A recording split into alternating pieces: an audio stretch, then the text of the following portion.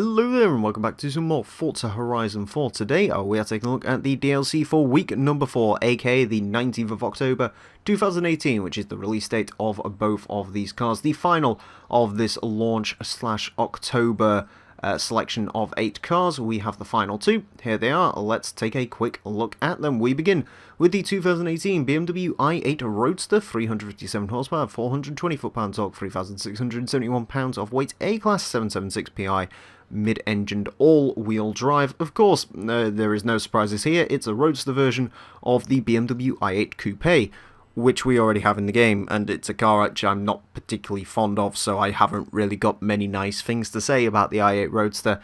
Yeah, I'm not a fan of this car being here. Granted, I don't like being one of those people who goes, well, that spot could have been taken up by a better car, but it does sort of feel like it could be. Admittedly, you know, the 356 from last week, the fact that it's a coupe version of the Speedster, which we already have in the game, they're kind of similar, admittedly, but this car, I can't defend this one at all. I won't use it. Again, I'm not a fan of the standard BMW i8. I'm sure if you're a fan of the standard i8, you wouldn't mind this too much.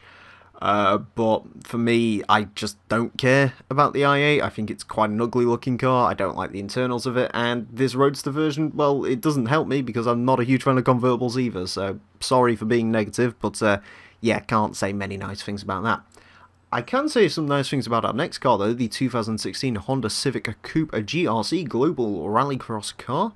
600 horsepower, 531 foot-pound torque, 2,746 pounds of weight, S1 class, 878 PI, front-engined all-wheel drive. Of course, this is a car which has been buried in the Forza files for a long time. This one was buried in the Forza Motorsport 7 files since, I believe, about January. So yeah, this car's been a long time coming to Forza.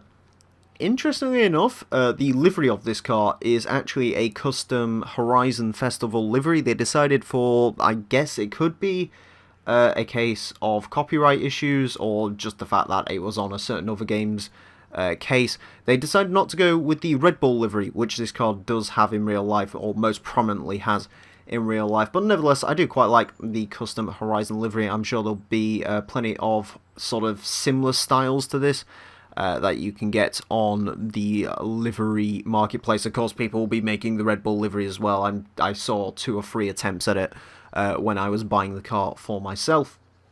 Yeah, I'm quite happy to see this one. You should know, big Honda person. I love the Civic. I mean, the 2018 Civic's in the Forza Fun shop this week as well, so it's quite apt that they've added this car at this point. Yeah, the one that I do quite like, and one that I think is going to be pretty competitive in the Rally Monsters class, you know, comparing it to the M Sport Fiesta, which is the car I usually use for that class. This one has an extra 50 PI on it. Granted, you know, the M Sport Fiesta is a WRC car. I believe the Volkswagen Beetle and the other Fiesta are Rallycross cars, so it'll be interesting to see how this car compares to those. But what I will say is a little added benefit of this car. It is part of the Rally Monsters class, and the Rally Monsters class is one that actually does take a decent amount of money to get into. You know, you either have to buy the aforementioned M Sport Fiesta or Rallycross Car, and those can be, you know, upwards of 500 grand, or you have to build up a 205 or something of that regard. Whereas with this, you can get in with this, buy the car pass. If you already have the car pass, you have this car available to you, and it's a really good car for this class. So it's quite a nice little cost-effective thing, maybe to save you some money if you're saving up for a Castle or a supercar or whatever. So yeah, it is something to bear in mind. It should be a good car. I haven't tested it myself, but I'm sure I will get a fair bit of usage out of the Civic. It might even become my car for Rally Monsters, replacing my M Sport Fiesta. So there we go. The 2 cars for this week. Personally, really not a fan of the i8 Roadster. I do think it's a little bit lazy, similar to what I thought the 356 last time. But the Civic, I will certainly get a good amount of usage out of, I feel. And well, that is it for this launch October suite of cars, the 8 cars which we got in this sort of conglomerate.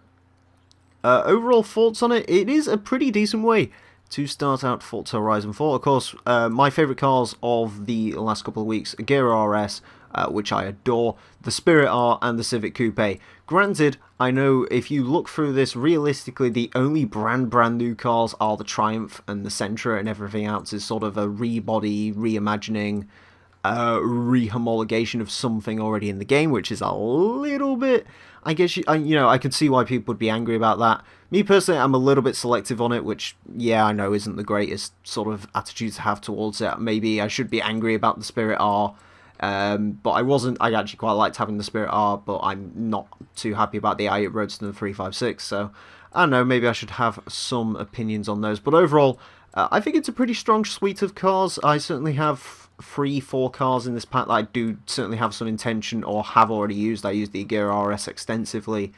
The Spirit R I've had quite a bit of fun with.